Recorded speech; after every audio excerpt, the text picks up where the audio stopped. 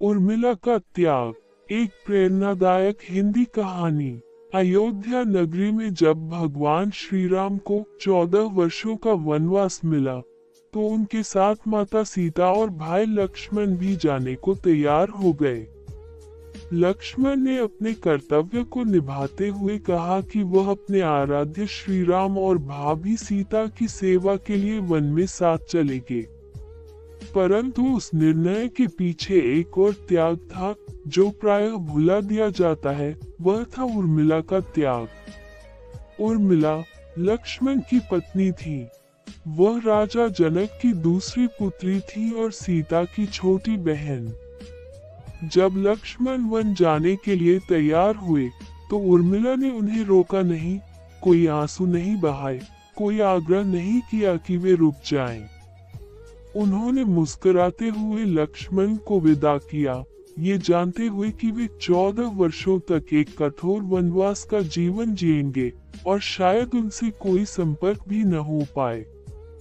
उर्मिला ने न केवल अपने पति को राम और सीता की सेवा के लिए समर्पित किया, बल्कि स्वयं भी एक तपस्विनी का जीवन जीने का निर्णय लिया। अयोध्या के राजमहल में रहते हुए उन्होंने हर दिन, हर क्षण एक प्रतीक्षा में बिताया, लक्ष्मण की वापसी की प्रतीक्षा में। कहा जाता है कि लक्ष्मण ने वनवास में 14 वर्षों तक कभी नींद नहीं ली। वे राम और सीता की सेवा में रत रहे। किंवदंती है कि यह संभव हुआ उर्मिला के त्याग के कारण। उन्होंने स्वयं योग निद्रा में लीन रहकर 14 वर्षों तक लक्ष्मण की नींद का भार अपने ऊपर लिया। उर्मिला का ये त्याग न तो किसी रणभूमि में था, न ही किसी वनों की कठिनाइयों में। ये त्याग था प्रेम का, समर्पण का और प्रतीक्षा का। उन्होंने कभी अपने त्याग का बखान नहीं किया, कभी शिकायत नहीं की। वे लक्ष्मण के कर्तव्य को ही अपना धर्म मानती रहीं। जब 14 वर्षों बाद श्री राम, सीता और लक्ष्मण लौटे, तो उर्मिला चुपचाप अपने पति का स्वागत करने आई, बिना कोई आरोप, बिना कोई शिकवा। यह उर्मिला की महानता ही थी कि उन्होंने अपने त्याग को मौन साधना बना लिया।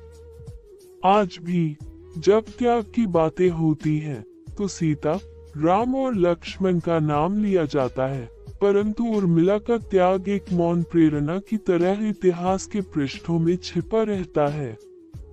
उर्मिला की कहानी हमें सिखाती है कि त्याग केवल कर्मक्षेत्र में नहीं होता, अपितु धैर्य, प्रेम और प्रतीक्षा में भी एक गहन बलिदान छिपा होता है।